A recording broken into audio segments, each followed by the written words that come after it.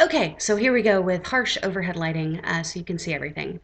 If you've just watched the Rhythm and Boobs Burlesque on the Bayou, that video was taken this summer at Kansas City's Fringe Festival, and it was my first ever producing all by myself a burlesque show.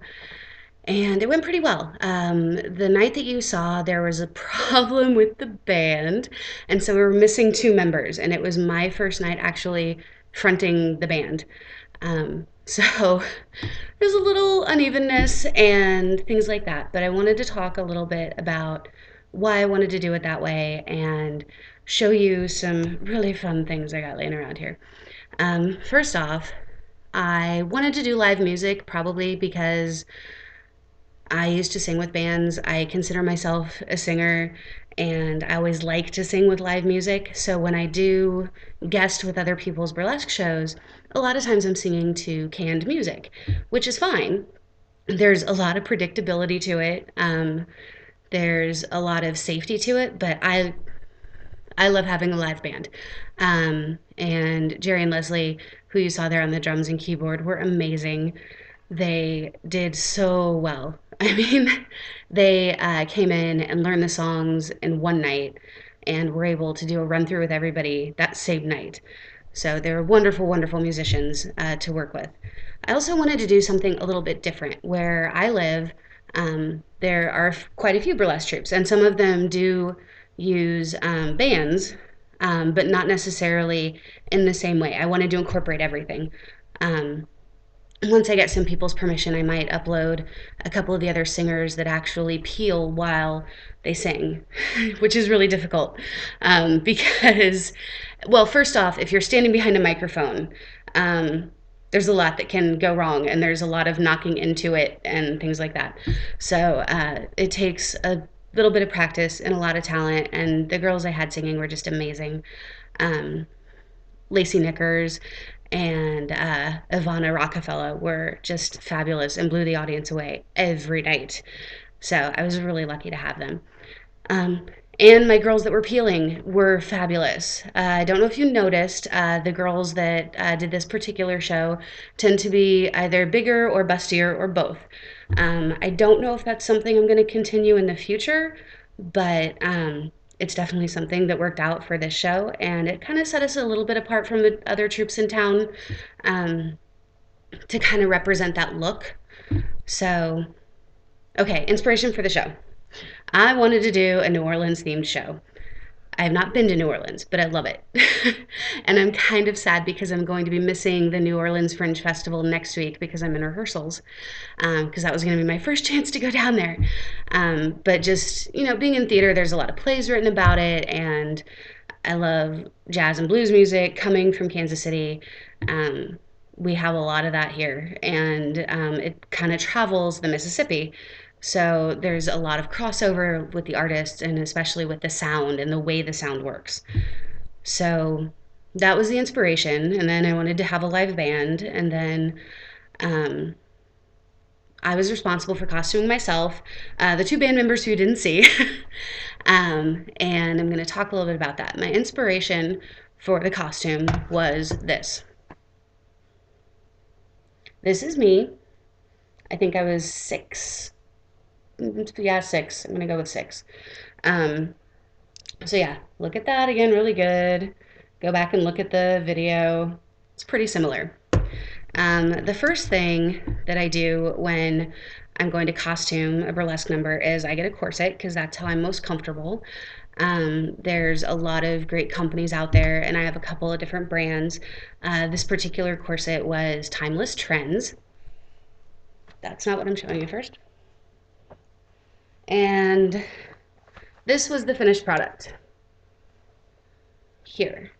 I added all of these crystals with a heat set crystal gun. They are citrine crystals, and I had the bag somewhere. I don't know what I did with it. But this is a really good basic. It's got a steel busk up front and laces up the back. It's a 3-layer, so you have on the inside black canvas. You have another layer of cotton duck on the inside, and then the outside, this really pretty brocade, and then the black satin. Um, I decided to just enhance the brocade with the crystals. I didn't do a specific design. I just kind of laid it flat on a work table and put the crystals where they looked good to me at the time. And I liked how they look on the video, so I think that ended up pretty well. The stuff at the bottom, just a little bit of fringe that I added. I sewed it on myself. There's my bad stitching, but it worked really well. It gives a little bit of movement, a little bit of flare at the hip area. I'm a little bit bustier on top and not as hippie. So I like to do things that enhance my hips and kind of balance me out. So that's the corset. Second, I'm a little embarrassed by this one. I just dropped everything. Was the bra. And it did not end up the way I really wanted it to. The other costumes that I made were a lot better, but I costumed everybody before I costumed myself. So this one kind of ended up, here's half of it. It's a basic black bra from Walmart, and I got these really beautiful, let me get an up close shot of that, sequin and beaded trim from a costume shop. You could probably find it at a Michael's or a Joann's or something like that, and just stitched it on. What I did with the other girls is they had this going all the way down, and that looked a lot better. But there's a lot going on at the time, and I just, at the end of the day, I didn't have enough time to get back to get more trim, and I called the costume company that I got it from, and they were out of that particular trim anyway, so I wanted to match them, so I did the best I could. On the bottom, which it kind of made me sad, because I did this really, it was my first attempt at doing a shimmy belt, and you didn't get to see the gold sequin part of it because it was up under my corset.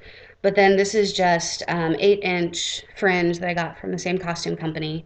And this is stretchy, stretchy gold sequin fabric.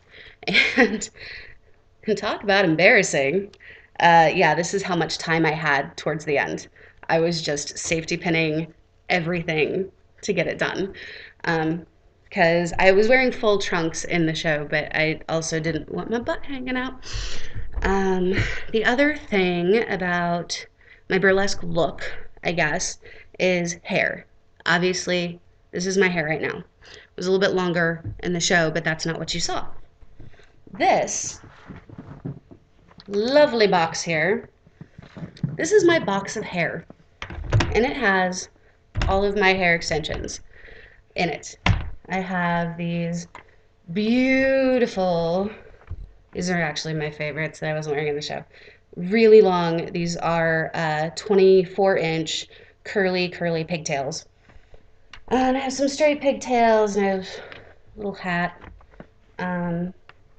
This is my fancy opera bun for when I sing opera. I also have, oh, that's in there so nice and neatly. Not this one. I'll show you the nice and neat one too. This is what I do when I have Christina Aguilera shows, because I get that a lot, actually. Yeah, I've done like 4 Christina numbers. Anyway, this is a little hairpiece, and I put them a lot back here, so I get that like really big Lady Marmalade Christina hair that kind of matches. And then this is what I was talking about. It was put away all nice and neat. I actually like put it back in its little thingy and everything. And these are little red highlighted pigtails. I don't know if you can see the highlight as well. But that's how those go. I do a lot of pigtails. They're kind of my thing. I like them. There's really no reason other than I like them and it's easy. But this is the pigtail you saw in the show. It still has a lot of spray glitter in it. And the really easy thing about this is they're drawstring. Every piece I have that I wear on stage right now is drawstring. So it has this opening here, and what I would do is just pull my own hair into a pigtail or bun, secure it. I'm not going to do that right now. And then pull the netting over. It secures with combs. It secures with combs. And then it has this drawstring that I then can hide, and I have really pretty fun hair that I didn't have to waste a lot of time on.